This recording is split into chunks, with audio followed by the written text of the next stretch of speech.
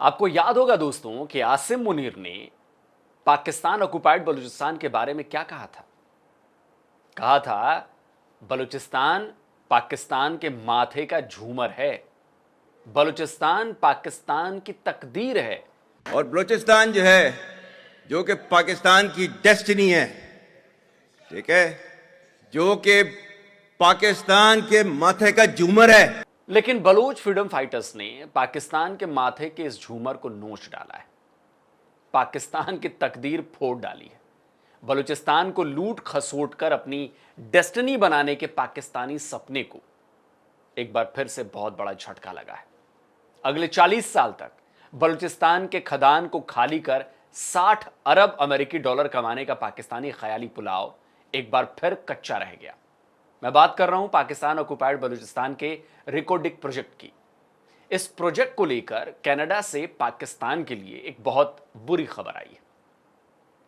खबर यह आई है दोस्तों कि इस प्रोजेक्ट पर काम करने वाली कनाडा की कंपनी बैरिक माइनिंग कॉरपोरेशन ने इस प्रोजेक्ट पर ब्रेक लगा दिया है।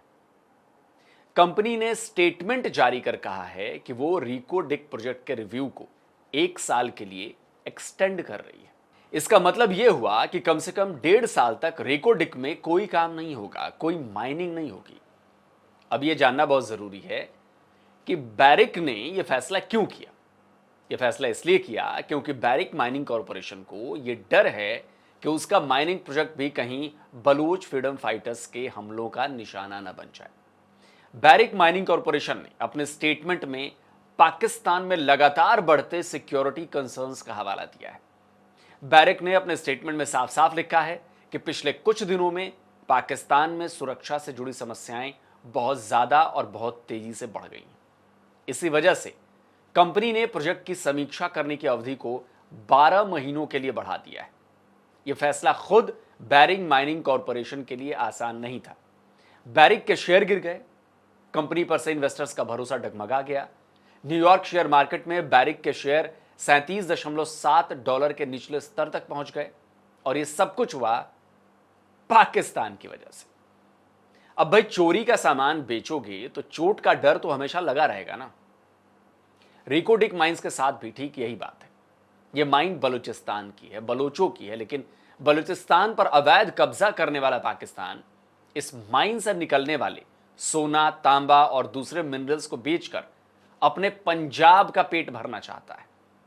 लेकिन बलोचों ने बैरिक गोल्ड तक अपना मैसेज पहुंचा दिया है कि बलूचिस्तान की मिट्टी से सोना खोद कर ले जाना इतना भी आसान नहीं जितना पाकिस्तान उन्हें समझा रहा है, उन्हें बता रहा है। बलोच फ्रीडम फाइटर्स ने पिछले कुछ दिनों से पूरे बलूचिस्तान को दहलाया हुआ है।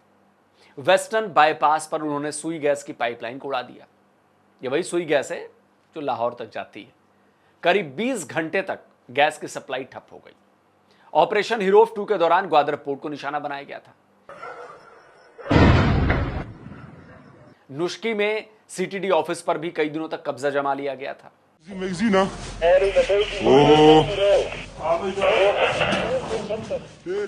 यह तो हुई जनवरी के आखिर और फरवरी की बात, लेकिन बलोचों ने मार्च में भी मुनीर को खूब गिफ्ट भेजे हैं। अभी पिछले 2-3 दिनों में ही बलूचिस्तान में लगातार कई हमलों को अंजाम दिया गया है। बीएलए के मुताबिक केवल पिछले सोमवार को ही बलूचिस्तान के अलग अलग इलाकों में 30 हमलों को अंजाम दिया गया। इसमें कई पुलिस कॉन्वॉय को, कई थानों और चेकपोस्ट पर हमले किए गए। अब ऐसा तो है नहीं कि इन हमलों की खबर बैरिक माइनिंग कॉरपोरेशन तक नहीं पहुंची होगी, बिल्कुल पहुंची होगी। इन हमलों के बाद बैरिक माइनिंग कॉरपोरेशन के मैनेजमेंट को पाकिस्तान में चीन के वर्कर्स पर हुए अब तक हमलों की पूरी हिस्ट्री भी मिल गई होगी और उसी का नतीजा है कि बैरिक ने प्रोजेक्ट के रिव्यू को ही 1 साल के लिए टाल दिया है। केवल 2024 में ही कई चाइनीज इंजीनियर्स और वर्कर्स की जान पाकिस्तान में जा चुकी है।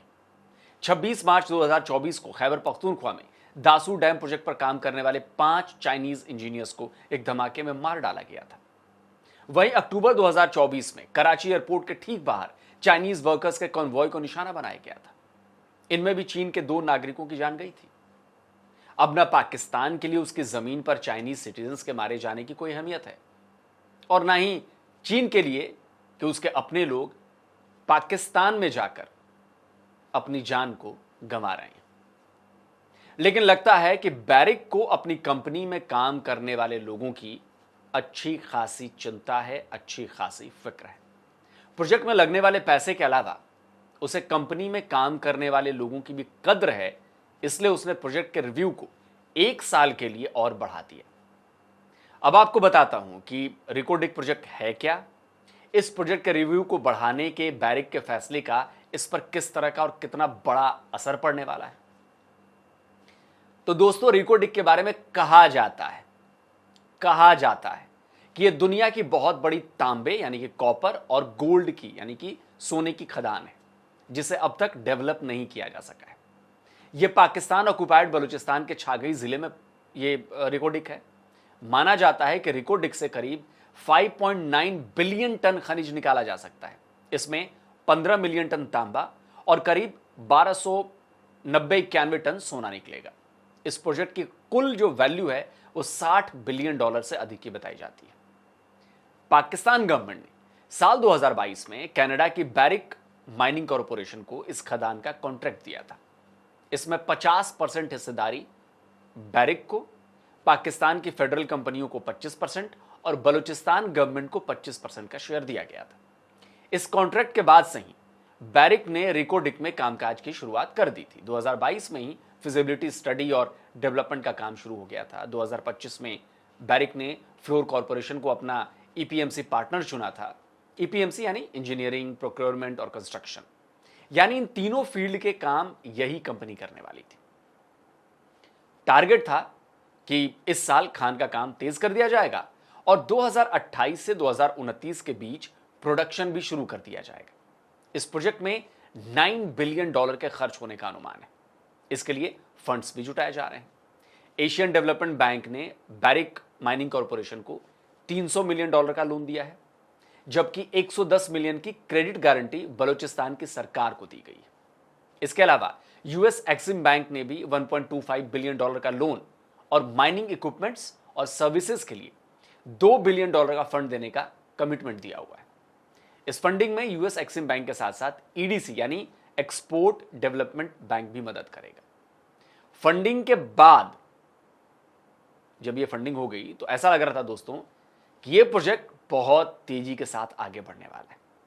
लेकिन काम शुरू करने से पहले इस साल फरवरी में कंपनी ने प्रोजेक्ट को लेकर कई तरह के रिव्यू किए, जिसमें सिक्योरिटी सबसे बड़ा इशू था और इसी में यह सारा प्रोजेक्ट जो है वो फंस गया है। प्रोजेक्ट के डिले होने का मतलब है कॉपर और गोल्ड के प्रोडक्शन में देरी, और प्रोडक्शन में देरी का मतलब है नुकसान ही नुकसान। एक तरफ प्रोजेक्ट के डिले होने से यहां के इंफ्रास्ट्रक्चर और सिक्योरिटी कॉस्ट पर दबाव बढ़ जाएगा, काम बहुत कम होगा, लेकिन मशीनों और खदान की सुरक्षा तो करनी पड़ेगी। बल्कि अब तो रिपोर्ट के आने के बाद सिक्योरिटी और ज्यादा बढ़ानी पड़ जाएगी। अब पाकिस्तान को इस प्रोजेक्ट से बहुत उम्मीदें थी। आईएमएफ के बेलआउट और फॉरेन डेट के कर्जे के नीचे दबे पाकिस्तान को लग रहा था कि बलूचिस्तान की इस खदान से निकलने वाले सोने और तांबे को बेचकर वो अपना सारा कर्जा जो है वो चुका देगा। लेकिन अब ये कम से कम 1.5 से 2 सालों के लिए और आगे खिसक गया। अभी जमीन के नीचे से क्या निकलेगा नहीं पता है, बट ये मामला पूरा खिसक गया। और कल का क्या भरोसा, जब मुनीर अपना पूरा दमखम लगाकर भी बलोचों को रोक नहीं पा रहा है, तो क्या गारंटी है कि अगले 6-8 महीनों में बलूचिस्तान के हालात सुधर जाएंगे? क्योंकि बलोच फ्रीडम फाइटर्स तो मुनीर की फौज को बेल्ट ट्रीटमेंट देते नहीं थक रहे। तो हो यह भी सकता है कि आने वाले समय में रिकोडिक प्रोजेक्ट भी इन बलोचों के निशाने पर आ जाए, जैसे चीन वाला ग्वादर का पोर्ट आ चुका है। तो कनाडा की कंपनी ने इस प्रोजेक्ट में हाथ तो डाल दिया, लेकिन उसके लिए यह प्रोजेक्ट बहुत महंगा साबित होने वाला है और बहुत खतरनाक भी। दोस्तों, आपका क्या कहना है? कमेंट करिए, अपनी राय दीजिए। और जिन दोस्तों ने अभी तक डिफेंस डिटेक्टिव को सब्सक्राइब नहीं किया तो वे चैनल को सब्सक्राइब करें, साथ में बेल आइकन प्रेस करें और हाँ, ऑल नोटिफिकेशन ऑन करना मत भूलिएगा, ताकि हमारे द्वारा अपलोड किए जा रहे हर वीडियो की जानकारी आप तक पहुंचती रहे। जल्दी मिलता हूं एक और नए वीडियो के साथ। नमस्कार, जय हिंद।